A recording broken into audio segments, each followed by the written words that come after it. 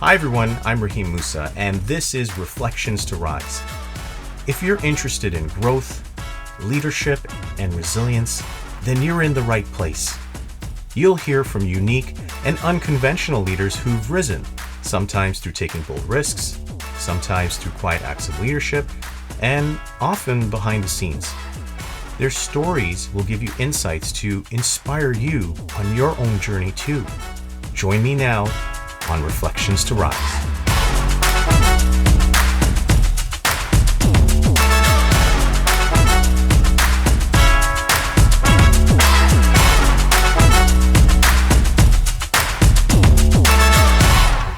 Hi everybody, this is Rahim Moosa from Reflections to Rise. If you're interested in growth, resilience, and leadership, well then you've come to the right place. Today, we're joined by Clayton Peters. Clayton, who is the mastermind and manager and brother of world-famous comedian Russell Peters. Clayton, thank you again for making the time. Thanks for having me, man. And I appreciate you being so open to this process here. Yeah, I'm looking forward to it. Yeah. Well, it's coming up to the 20-year anniversary of you working with Russell, and incredible 20 years. Yeah, it's been insane. Absolutely insane. We couldn't have imagined anything that's happened to us and unfolding the way it has. July of 2005 was my first trip to California. That was the first time I'd ever been down there. We went down to get him agency and representation, and we did these showcases that were completely sold out, completely insane at Royce Hall at UCLA and the Laugh Factory. And agents came out to the shows, and we met them, and we took a series of meetings around town to decide what agency he was going to go with. And 20 years ago. It's nuts. Absolutely nuts. I'm curious to know, when was it apparent to you that this was something you and Russell were going to do together? Well, it was actually, if you, for anything you want to call it, a convergence when we started working together. There were a number of external factors which effectively drove us together to start this adventure of ours, which is exactly 20 years old this year. But it was just an incredible series of events that brought us to this revelatory moment where we're kind of like, hey, maybe we should do this thing together. So that was 2005 is when we decided to take the leap. What had happened was that he recorded his famous Comedy Now special, Somebody Gonna Get Hurt Real Bad, Be a Man, all the stuff that was the special that launched everything. So he recorded that in August of 2003. It aired on Valentine's Day 2004, and our father passed exactly 1 month to the day from when it broadcast. So he got to see it, and he watched it with my mom, and my mom was killing herself laughing. And so 2004 was a very difficult year because Dad had passed. He was scrambling to pull money, and we owned a house together. I was working, but I was doing well. But if you're talking about covering mortgage, insurance, car payments, all the other stuff that life throws at you, we were stretched pretty thin. I see. To the point where our gas was turned off 3 times that year at the townhouse because I missed the bill or whatever, and he didn't have the money and that kind of thing. But then what happened was after that aired, after the special aired, money started to come in. And he did a weekend at Yuck Yucks, and they'd given him more money that weekend than they'd ever paid any other artist in the history of the club. And so I remember he came into my room and he put $10,000 on my dresser, and he's like, I know you've been covering everything, like just use this as you need it. So that happened, right? And this special like really created a lot of buzz around him, but we thought, okay, it's a Canadian thing, like, and at that same time, I was having trouble in my corporate work. I was working in oil and gas, and I was involved in a fairly complicated political situation at work with management shifts and people changing above me and getting sort of caught in this crossfire of a management shuffle, where people who liked me or didn't like me were involved, and now people are actually actively sort of coming at me for my job and trying to get rid of me and get me out of the company. Fine.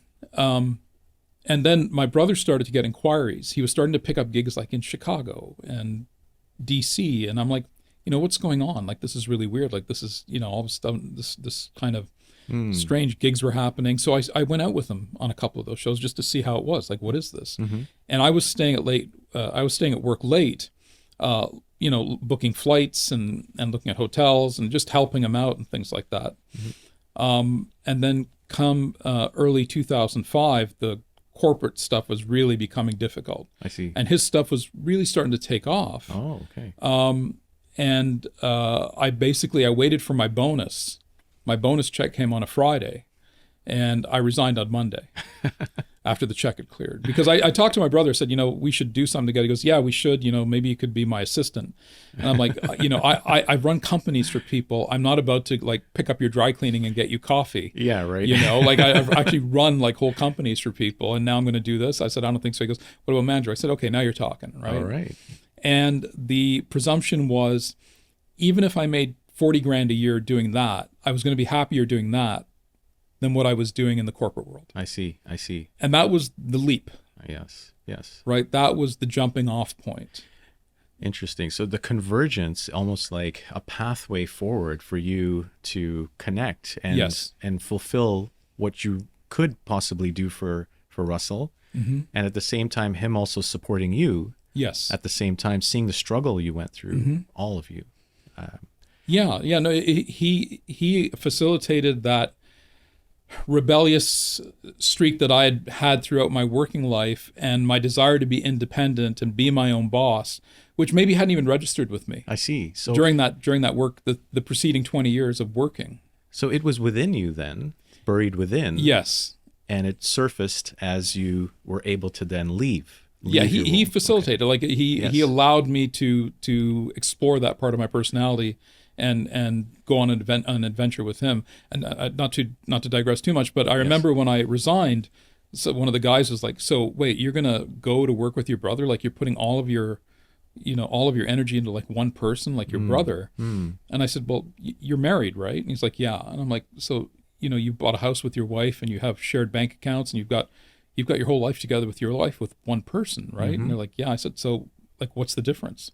Like, I know my brother since the day he was born. Right. You've known your wife for maybe 10, 20 years or something like that, but he's my little brother. Yes. And I've been raising him since he was small. We were latchkey kids. We lived in the city. We used to take TTC together when I was in grade 5 and grade 6 without our parents, right? So, I wasn't worried about that part of things. But for some of the other people, they're like, "Whoa, you're going to go off with your brother and do this thing." And nobody understood what we were trying to do or going to do.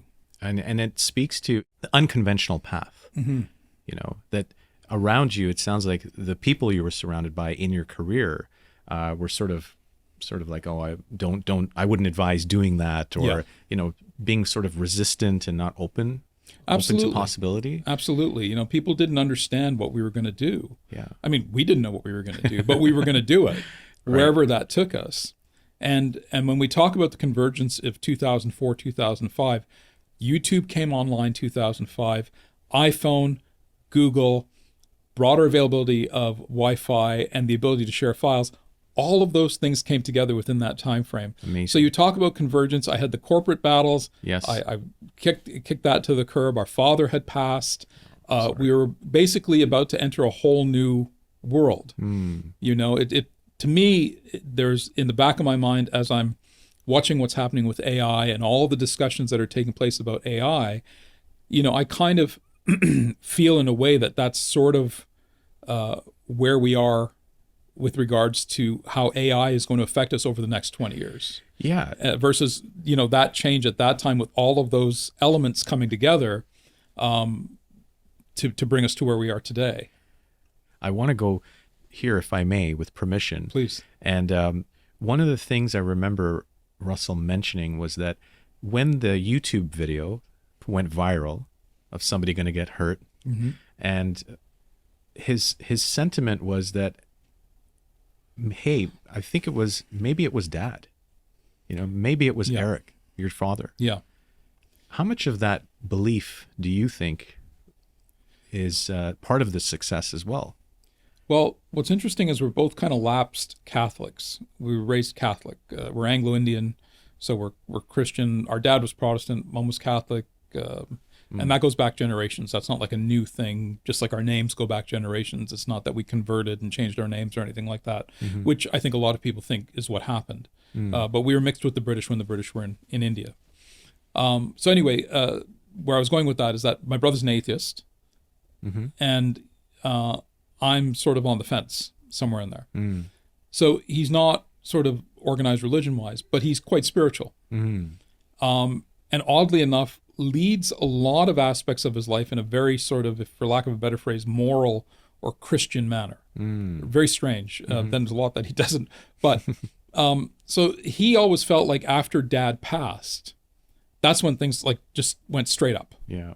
It was within like a month of his passing that things just skyrocketed. Yes. And he kind of, his take on it was, once Dad went to the other side, he's like, okay, listen, you got to do me a solid now, right? See my son over there, right? Let's do what you can for him, right? And so it, again, convergence. Yeah. But yeah, he really is. He really does actively believe that Dad was somehow pulling strings from the other side to allow us to be successful. And I don't necessarily dispute that. I don't dispute that.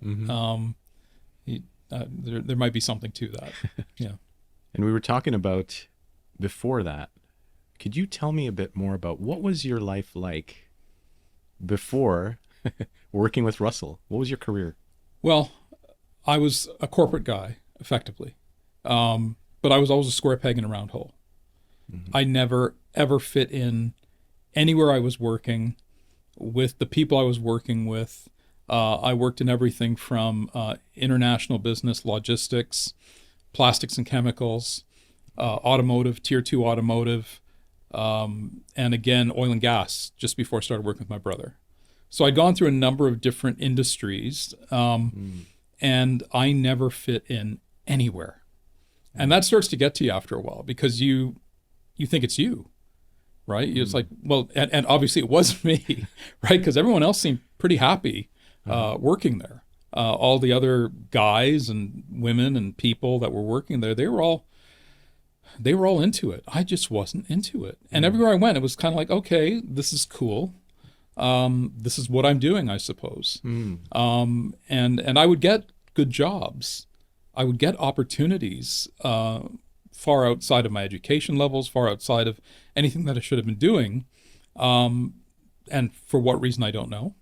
I can speculate on it, but, I was always in these environments where I was not particularly happy. And, you talk about my brother and I working together 20 years now, and the new reality of work for people is, in a post-COVID world where people are now starting to go back to the office, they're sort of getting mandated back to at least 3 days a week in the office and things like that. But over the last 10, 15 years, I think flex time has become more of a thing, logging in when you're at home or starting a little bit later and that kind of thing. I was doing all of that from the 80s and the 90s, and I was getting constant pushback everywhere I went, right? Because in that time frame, in the 80s and the 90s, owners, managers, directors, entrepreneurs, they still sort of had that old school mentality of, okay, we start work at 8:30, Peters, right? And you're here till 5 o'clock, and you even though you're salaried, junior executive positions and things like that, directors, you're still, they still had those kind of structures in place. And back then I was pushing back against that because it was like, look, 8:30, I hated getting up in the morning. So, we see the new world that we live in now where people aren't bothered by if you're not there at 8:30 or if you get there at 10 o'clock, as long as you're doing your work. Yes. Right? Yes. There's definitely more flexibility, more understanding. And it sounds like when you started your career at that time, having to stick to regimented processes or following strict timing went against your It was just nature. me. It was, everyone else was there, and everyone else was like, well, if I can be here, and they would always say, well, if Jones could be here at 8:30, you can be here at 8:30. And I was just like, man, like that, but sorry, I don't mean to swear, but I was always pushing back, and within that sort of rebelliousness, if you want to call it that, or the contempt for the man type of thing, as I got older, I started to understand that part of my personality better. Right. Right. And now I've been able to use it with my brother. And one of the reasons that we've had any success, if we've had success, and one of the reasons for that is because when we first started working together, people would tell us what we could and couldn't do. How so? When we first did our first tour together, when we went out on our own and said, we're going to do a tour of Canada. And everyone said, well, you can't do that without us. And that was Just for Laughs, who said, no, Russell Peters, no, Just for Laughs is a bigger brand. Ah, okay. You need to have us involved if you want to be successful. And I said, no, you know what? I think we can do this. And they're like, well, good luck, And we were constantly told what we couldn't do. But because I'd spent my preceding 20 years of working in different corporate environments where people were always telling me what I should and shouldn't do, and I was constantly pushing back, it was the same thing. It was sort of a red rag to a bull, where I'd go, what do you mean we can't do that? Oh, we can do that. Yes. Right? Yes. And it would piss a lot of people off. Like, people would get sort of like, who do you guys think you are? And I know for a fact, I don't like to play the race card. I don't sort of believe in sort of like, oh, they're just being racist. My father always said, there's a lot better reasons to not like somebody than the color of their skin, right? So I don't use it as a default. I don't like to just say, oh, they were racist. That's not what I'm saying. But we did look different. Yes. Okay? Yes. We were different from everybody else, okay? Yes. We weren't white, we weren't black, we weren't Jewish. We were these two Indian guys from the suburbs of Toronto, right? From working class backgrounds. And there was an element of like, who are these guys?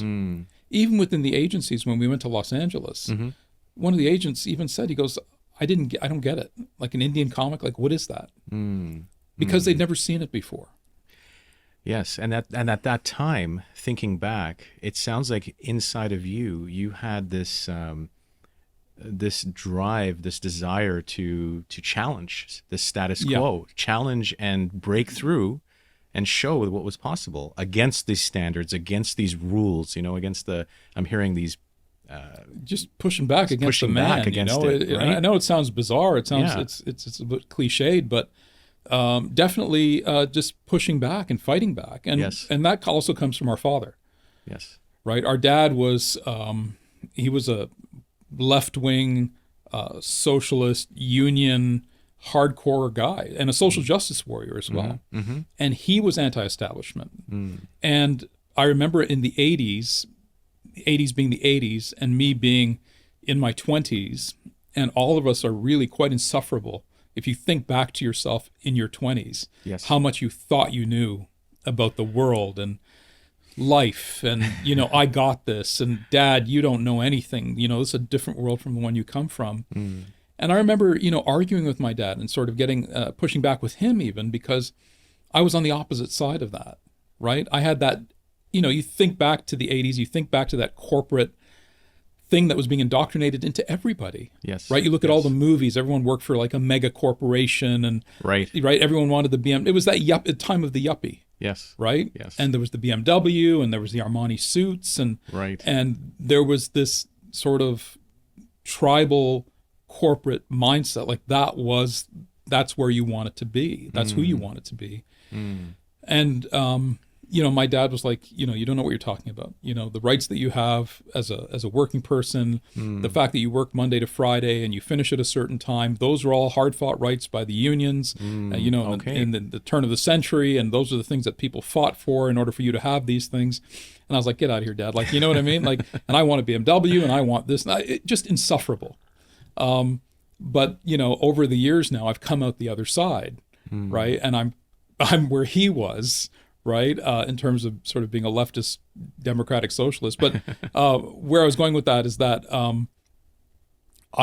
we internalized that rebelliousness that he had, right? Where he says, don't trust anyone in authority, don't trust the police, don't, push back, fight back, and so that's what we did, and that was, and a lot of people didn't like us for that.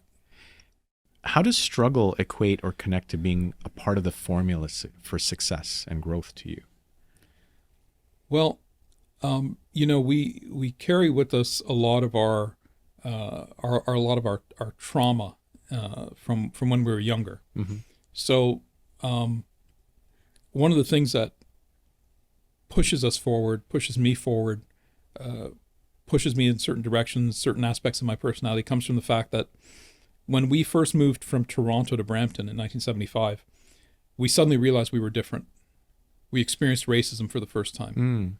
Okay, and that's when we were called Paki. That's when the sort of that word was coming into the vernacular, came over from England. And Brampton was a bedroom community, mostly white, Scottish, Irish, English, German, that type of thing, with a few scattered minorities.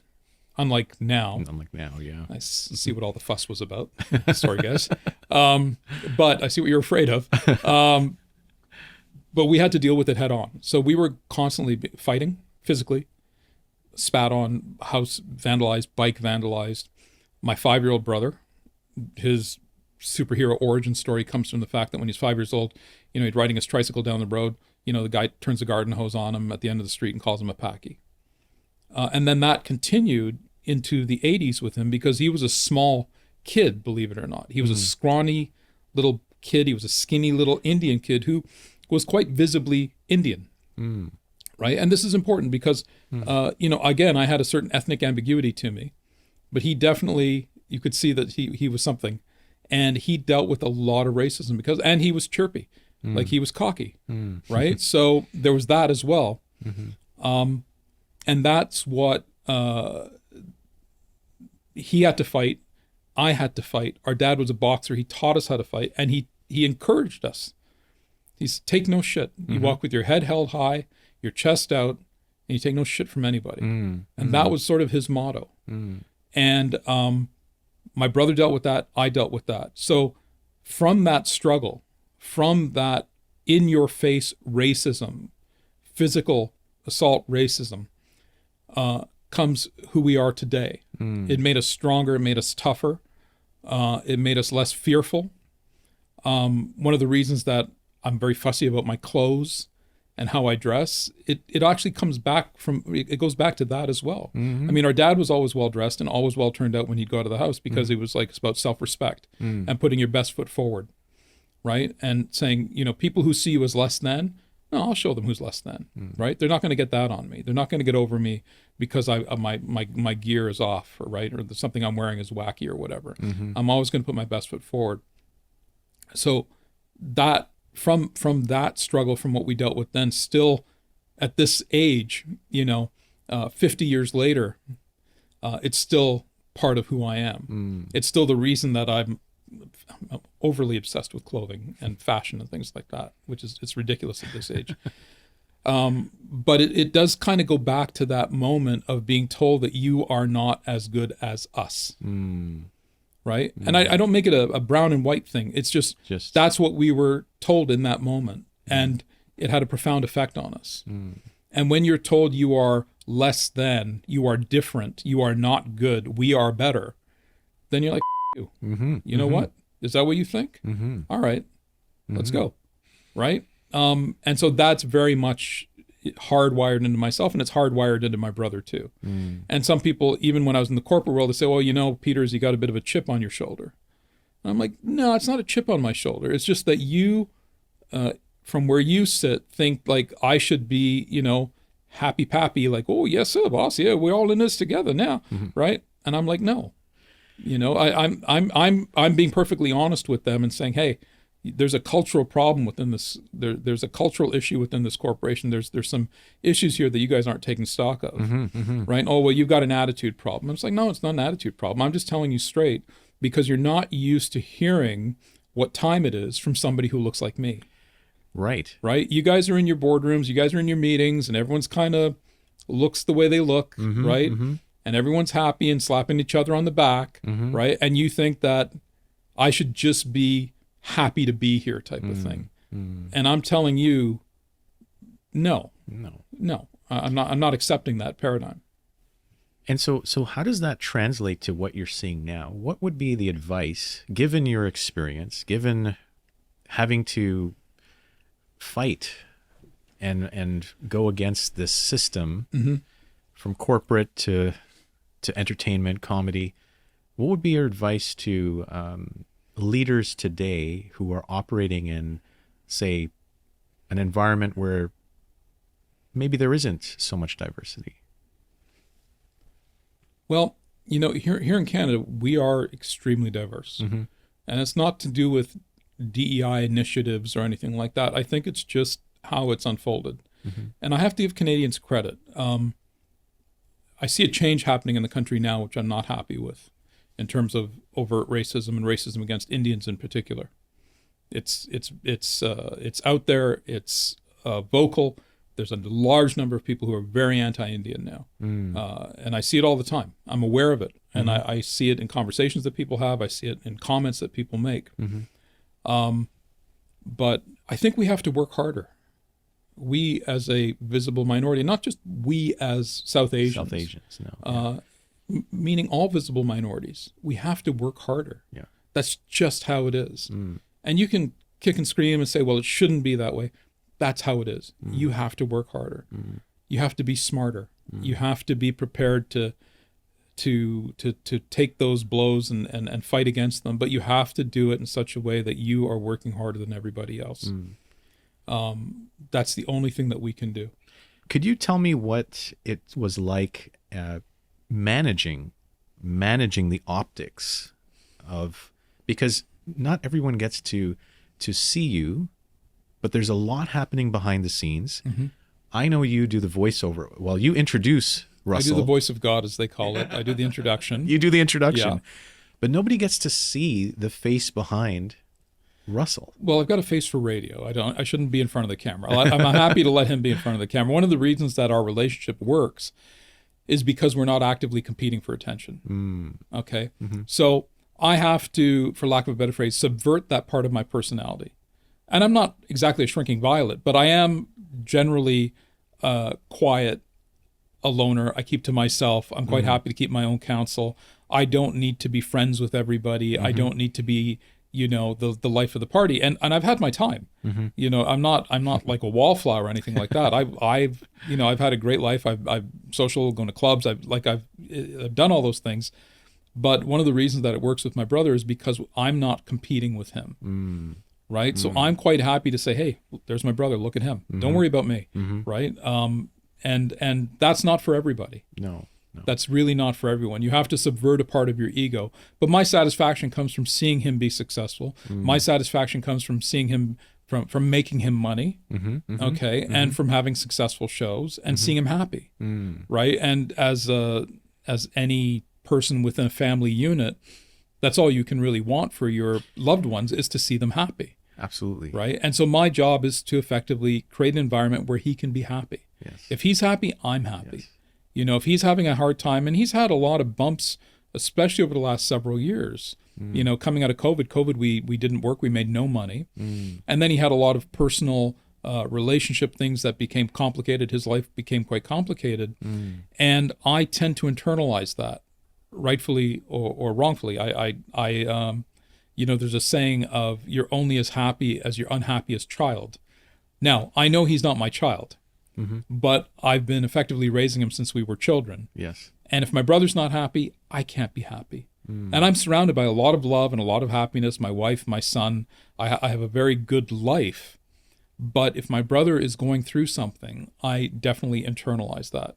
And you could say, well, you shouldn't do that. That's not your problem. I can't do that disconnect. I've been looking after him for too long, since he was small. And I've seen all his trials and tribulations. And so even as a 55-year-old man, if he's going through a divorce, or he's having, relationship issues, or he's rearing children and things like that, that if it's not going well for him, I really, really internalize that, and it's not healthy. No. But that's just how we're made. That's how I'm made. So it sounds like, and I appreciate you going here, Clayton, because it's surfacing the interesting dynamic of being a leader, managing the team, and then also being a brother, a sibling in that dynamic. What are some of the, or one of the, say, biggest challenges that you've had to navigate through? That's a good question. I think initially it was the resistance to, or being told what we could and couldn't do. That was a major challenge for us that we worked through, obviously, and came out quite successfully. I think some of the other challenges have been, what I would call a lack of success in film and television. We've had some successful film and television projects, but we haven't seen that sort of breakthrough Seth Rogen-esque type comedy movie or TV show or anything like that. So that's eluded us over the years, and I've made my peace with it. That's been a major challenge to get to that point where it's like, okay, that's not going to happen. I see. Right. And even my brother's the same way. He goes, I'm not worried about that anymore. As long as I can do live comedy, that's all I care about. So when you talk about challenges, that was one of the challenges. And then there's fatigue is a big factor. So you talk about, okay, if we're going to focus on live touring, fatigue is a huge problem as you get older, especially we're not young men anymore, right? So, if you're traveling from city to city, we've been around the world twice this year already. It's August, right? And we'll effectively go around the world one more time before the end of the year. I see. And you feel it. Yeah.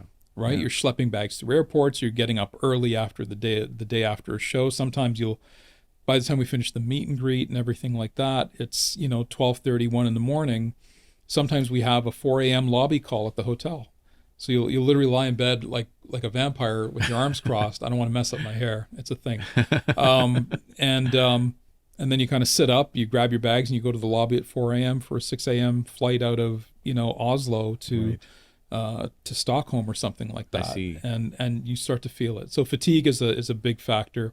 Being away from your family is also one of the bigger challenges. Okay, so it sounds like there was a decision here, and you had to make it together. And being that I've heard that you're more of the protective leader. Being protective is definitely an issue.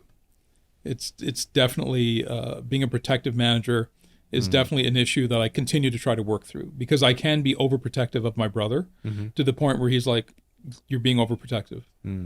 Not everyone that's coming at us with a project or something is trying to rip us off. So you've got to be a little bit more open to people, because he's extremely open to people, new people. Everyone's his new best friend.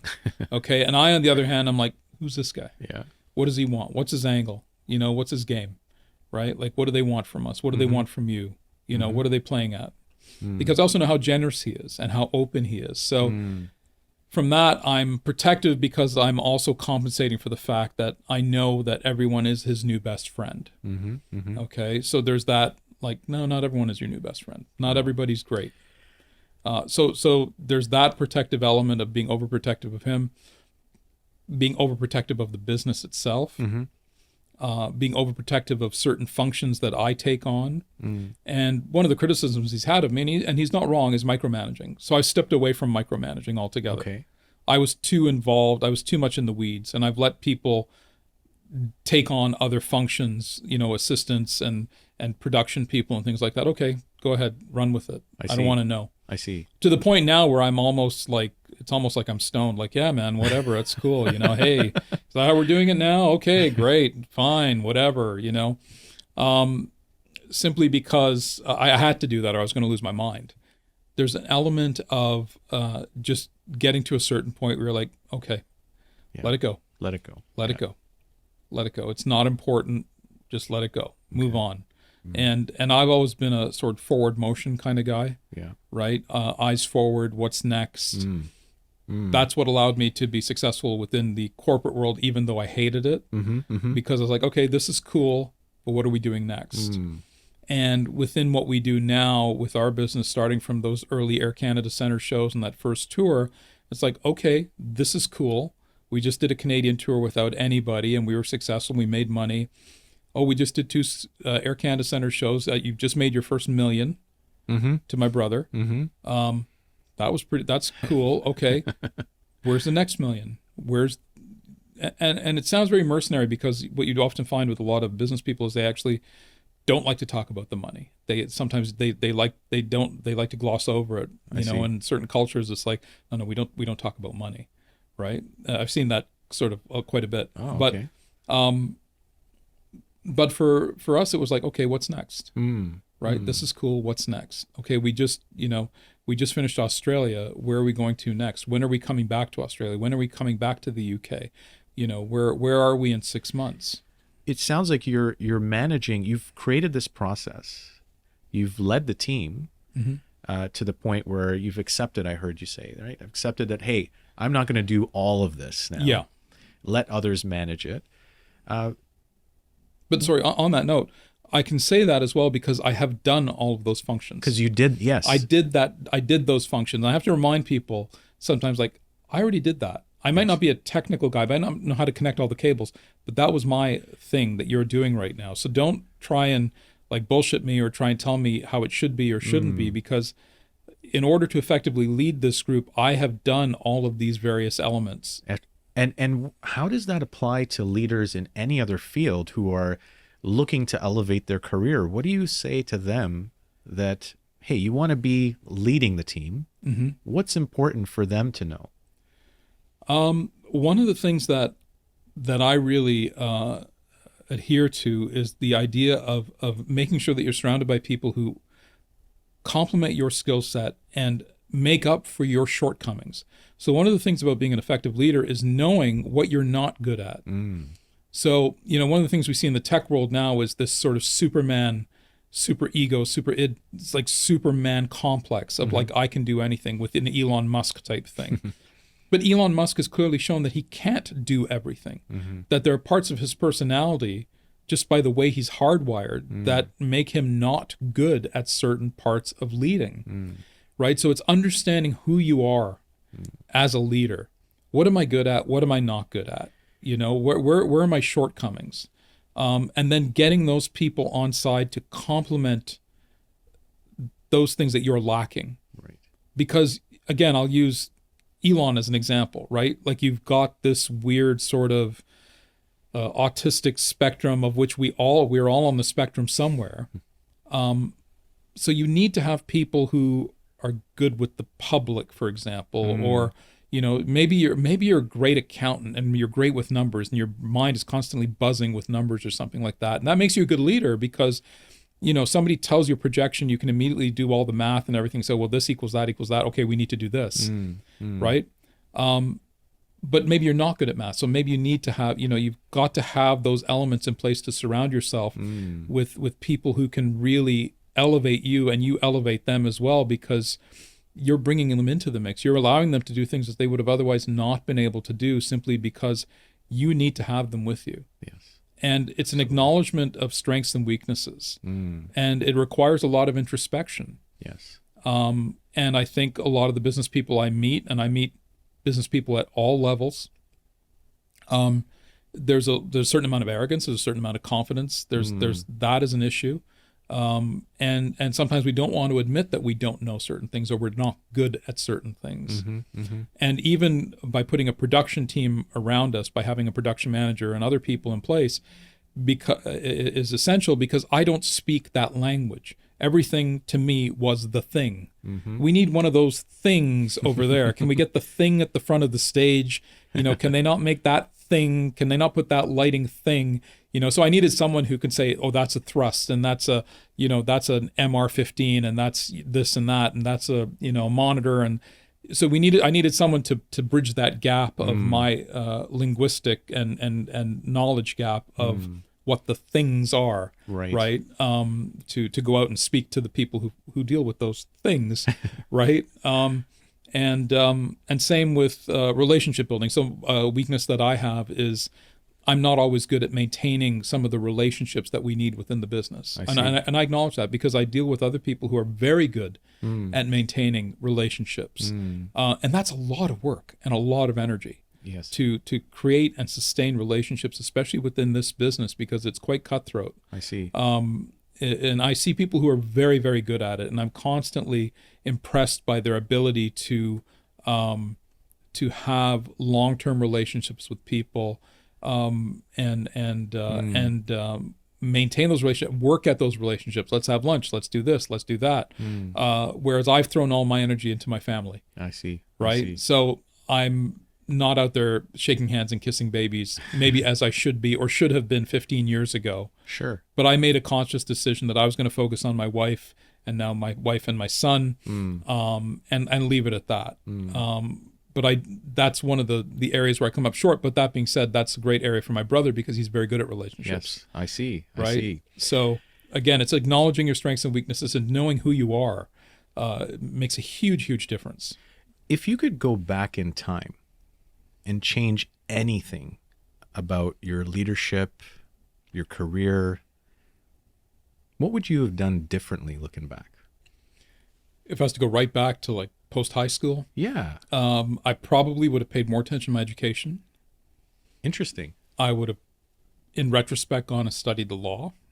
I have a real interest in law, social justice, that type of thing, but I really have an interest in the law, which I didn't realize at that time. I was very short-sighted in my ambitions coming out of school. As I said, we had a working-class family. And one of the things that had happened was my father wanted to be a journalist, and he studied journalism at Conestoga College, and he had an opportunity to get a job. His professor had sent in samples of his work to the Hamilton Spectator, and so they saw Eric Peters. They liked his writing style. They're like, "Oh, we got to call this guy, and we want to bring him on." And when he showed up, they looked at him, and he was this short, dark Indian man in 1970. 71, and all of a sudden the job had been filled. They just said, "Sorry, we made a mistake. The job's been filled." He never got over the profound disappointment of that moment. Oh, so they completely just just completely. And Dad was short. He was dark. I know that for better, for worse, for whatever it is, I know I have a certain ethnic ambiguity about me, as do you to a certain degree. Absolutely, yeah. Right? We get mistaken for everything under the sun other than what we actually are, probably. And I know I've benefited from that, and from having an anglicized name and being fairly assimilated, having come to Canada when I was 10 months old. But my father didn't have that facade, if you want to call it that, or he didn't have that. He couldn't hide who he was. Not that I'm ever trying to hide who I am. People say, "What are you?" I say, "I'm Indian." Right? I'm Canadian, yes, of course. But I am Indian. I was born in India and identify as Indian. And even my son, who's mixed, he also, oddly enough, identifies as Indian, and he's very ethnically ambiguous. But my father didn't have that luxury, if you want to call it that. And he never bounced back from that moment, the profound disappointment. And then, of course, like all immigrant fathers or good immigrant fathers or whatever you want to call it, men, not to be sexist, but you do what you have to do to look after your family. Okay. So then he got the union job as a meat inspector, a federal meat inspector, government job security. He hated every minute of it. He stood in 2 inches of blood every day with animal guts and carcasses and the worst smells possible. And he hated it because he knew he was better than that. Not that that's not a good job or that he was, that it was beneath him, but this is not who he wanted to be. And within carrying around that burden of disappointment, he never wanted my brother and I to go through that pain. So I wanted to go into radio when I was younger. Oh, I see. And he was concerned for me because he goes, "Listen, there's nobody who looks like us in radio." And at that time, if you turned on the news, it wasn't like how it is today. No, absolutely right? not. Yeah. There were none of the multicultural faces that you see today on the news. Because look at the news, listen to the radio. There's no one with our kind of names or with our kind of ethnicity. It's going to be very difficult. And if you are starting in radio, you have to go to these small towns in Northern Ontario. They don't take too kindly to people like us. That's right. Back then. That's right. Yes. And so he never wanted us to have that disappointment. So he never pushed us to be anything more than look, if you're not going to go to college, then get a union job, get a job at customs, or sort of a very old school, very old Anglo-Indian type of thought process. Keep your ambitions very modest and you won't be disappointed. So when you talk about looking back, I think one of the things that if I'd sort of had a little bit more of a push, and I don't blame him or my mother, I don't blame them in any way. I'm all about taking personal responsibility, but looking back, I would like to have pursued the law. But that ship has sailed. And then if I look back, I'm not sorry for any of the stuff that I'd done prior to working for my brother or with my brother, because all of those experiences, I had wonderful experiences as well. I lived in Europe. I lived in the United States. I lived in Germany for 3 years. I traveled the world in that time, Russia, North Africa, China. It was fantastic. And I was 29 years old, 30 years old. I mean, I was having the time of my life. With regards to my brother and myself over the last 20 years, if I look back and think about what I would have done differently, I think one of the things I should have done was built out a management company. I see. I should have brought in other people and started managing other clients. The problem that I had was the stuff that was happening with us was coming at us so fast. The opportunities were coming so fast, and this new flush of money and travel and success, that I didn't sort of poke my head up. I didn't do what I say that I do, which is to think about what's next and what else I should be doing. Interesting. I was so caught up in the moment. Well, I appreciate you going there, because it sounds like there's been this acceptance and introspection, and also being realistic about honing in on what's going to make the most difference for you.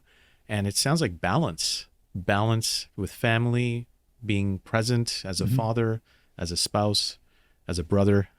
Yeah, absolutely. I think being present as a father is probably the one that really hits home with me, because we go out in the world, we travel the world on a regular basis. As I said, I've been around the world twice this year. Yes. And we meet people from all walks of life, from billionaires to millionaires to, people who are hugely successful, to just regular, normal working people.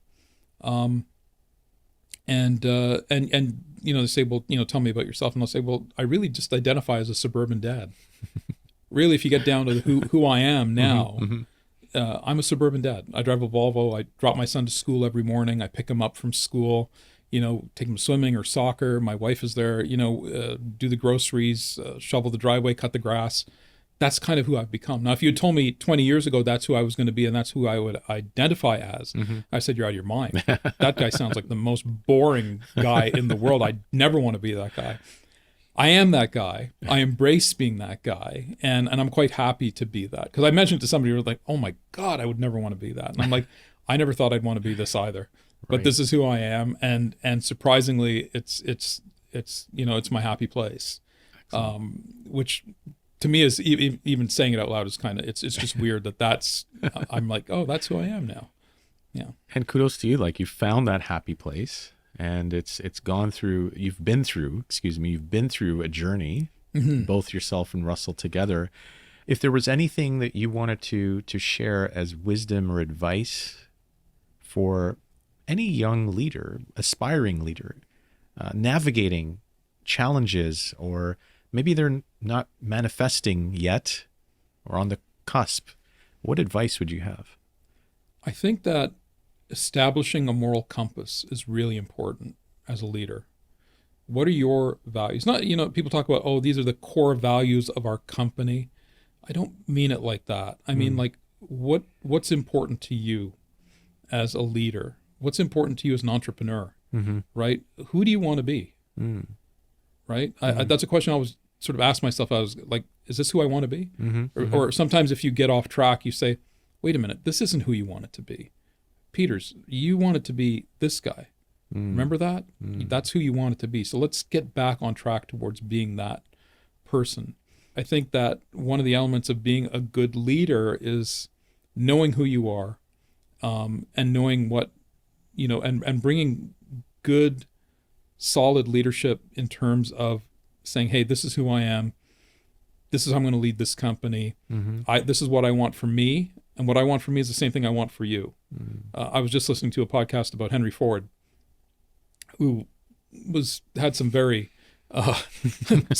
very wrong-sided political positions. But one of the things was when he was building up the factories and things like that, he made sure that he paid his employees a living wage. He wanted them to be able to afford the Model T, right? He also had a slightly mercenary approach to it, which is like, he goes, I don't want my employees storming. I live in a very nice, comfortable house. I don't want my employees storming my house and trying to kill me because I've underpaid them. Right. So, but at the same time, he had this thing of like, I'm going to pay them a living wage. I'm going to pay them so that they too can afford to buy the car that they're building and have good, decent, what do you want to call middle class lives. But I think having some sense of just not trying to take everything for yourself, right? Yes. And making sure that those people who are helping you in this moment of success as an entrepreneur or CEO or CEO or whatever your function is, that everyone is sort of benefiting from your success and their success. There's one thing that we spoke about, and it was about, loss, personal loss.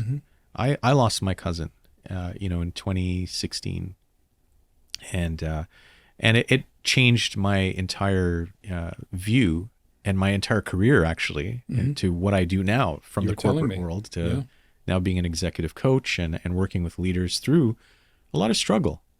And I'm curious to know, what did that story look like for you? What happened, and how did it shape you today?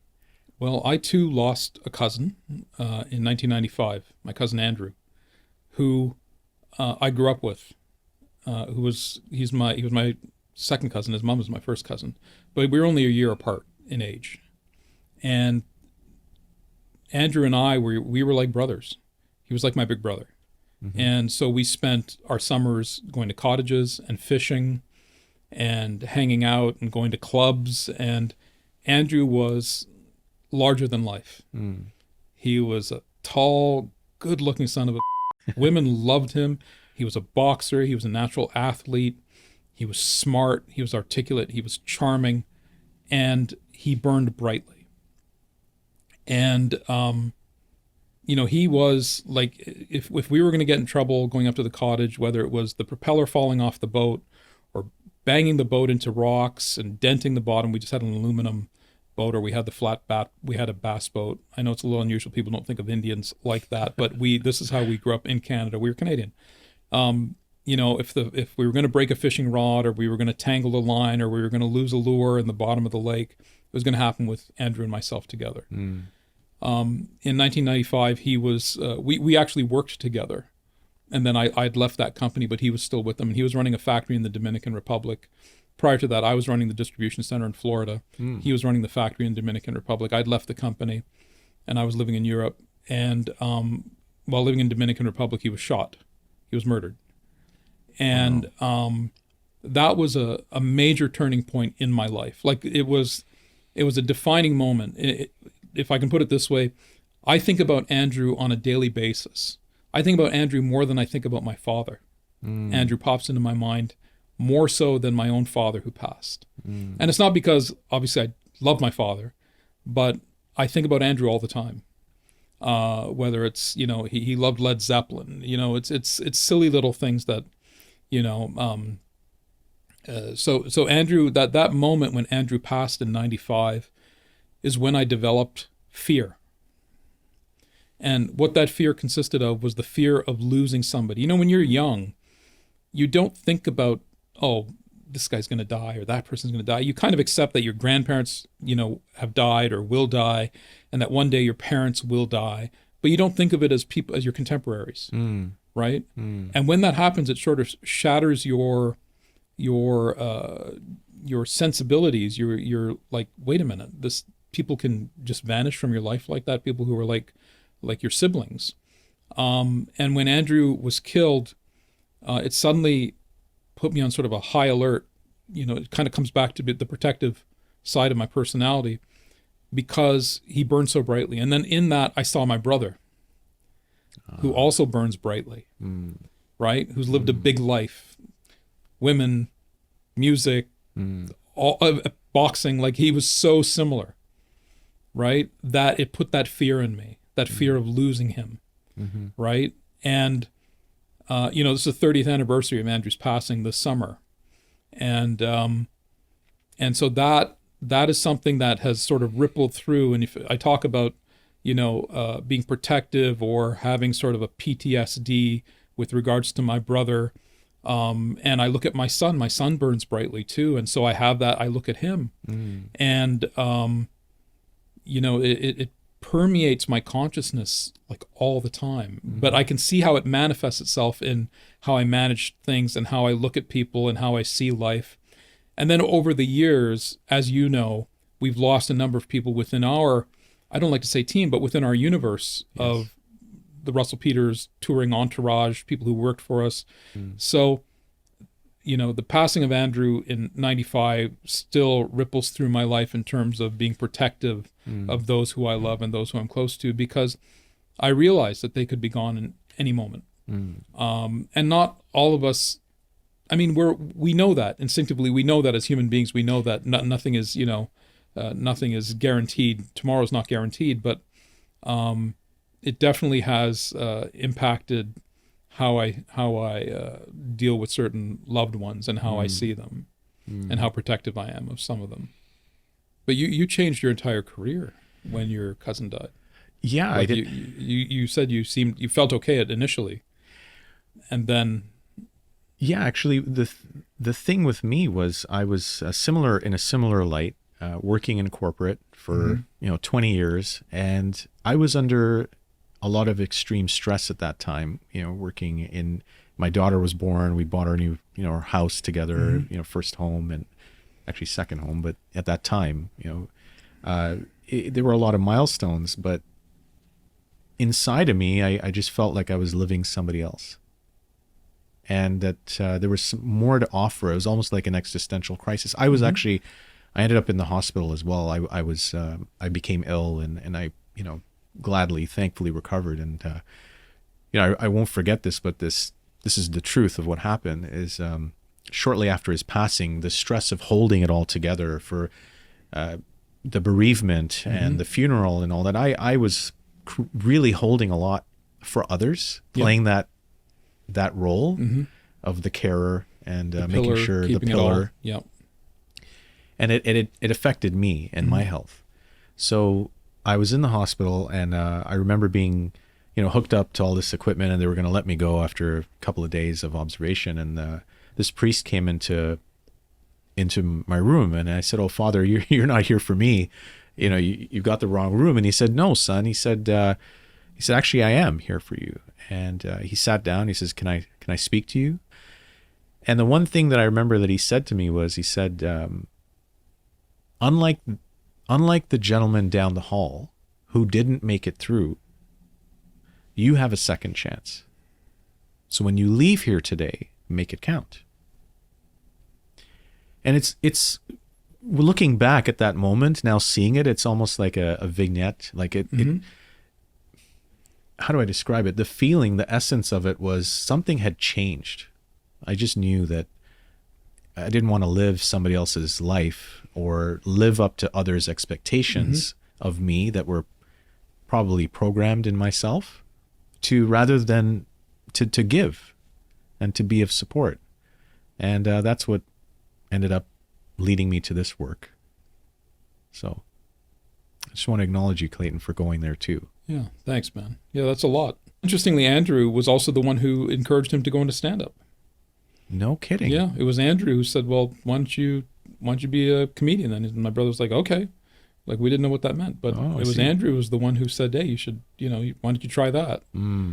Because he was always outgoing. My brother was always outgoing and joking around and stuff like that. Well, if you really think you're funny, why don't you go and do comedy? So what's interesting is how interconnected all of these things are. At first everything seems random. It all seems completely random. If you get a job, you lose a job. You get something, you lose something.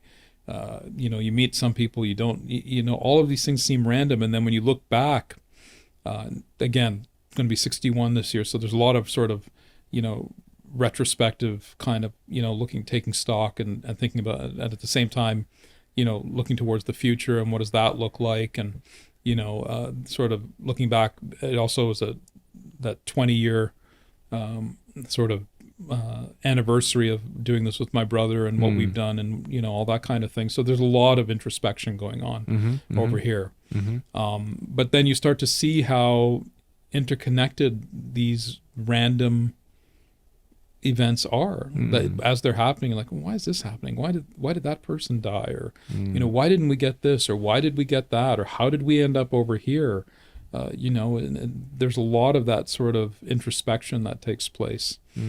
Well, wrapping it all up here today and thinking about the past, thinking about the present, and now the future, what do you see that's in store for you, Russell, and the future of the career? Well, that's a good question. My brother and I have talked about it, and he's basically said, look, if I'm just going to be a touring comic for the rest of my life, I'm okay with that. Because being a comedian is a calling, right? It's like being a doctor or a teacher. You have to do it. You're compelled to do it. For myself, I do think about retirement. I do think about, my wife has multiple sclerosis. She has MS, and I see within her health, I see where, she's going to need more caring and more time from me to be there with her mobility and other elements of her life where I'm going to have to be there more, which is fine with me, right? And my son is 12, so we've got another, 6 years before he goes off to university or wherever he lands up, and I want to be there for that, and people are like, oh, well, you can't retire, what are you going to do? We'll be fine. We'll be fine. I want to, for myself, I want to get involved with, I want to do more sort of social work. And what I mean by that is I want to help the people of Palestine and Gaza. I want to do something with them, for them. I actively want to do something within that world of rebuilding, or whatever that looks like when this is all over. I want to be part of that. I want to help with that, whether it's prosthetics or I'm talking to a couple of people. That's something I'm very passionate about. It occupies a lot of my bandwidth, a lot of my brain. That comes from my father. So I see that as part of my future, and I'm happy with that. Like I look forward to being able to help those people and to continue to look after my family. Money comes, money goes. I still see a lot of people, chasing the dollar. I understand it. We all got to pay for a roof over our head. We've got families, we've got kids, we've got university, we've got all kinds of stuff. Money's important. I don't deny that, and we've been lucky financially. But I think that one of the things that I'm actively thinking about is helping some of these people out there in the world who are going to need our help in the future, and hopefully not too distant future. So that's where my head's at. Clayton, what just a fantastic insight that you've shared with us today. And I want to simply say that from the convergence to the values and humility, reflection, and forward thinking, always thinking of the future, I want to just say thank you from the bottom of my heart. Well, thank you for being here and for being open, honest, and true. And to those leaders that are out there looking and searching, I wonder how much of this you're going to resonate with, that they can take forward to apply, whether it be social justice, whether it be values, knowing thyself, or accepting that change is always inevitable. You and Russell have really shaped a generation, and broken through some of the stereotypes and the systems of oppression that have held many, many people back. And I just want to thank you for offering your words of wisdom, and I just wish you nothing but success and immense health and love for your family and for your wife. Thank you. And yeah, Thank all you. of you. And I wish you all the best with this podcast. Thank you, Clayton, for being one of my inaugural guests as Thank well. you.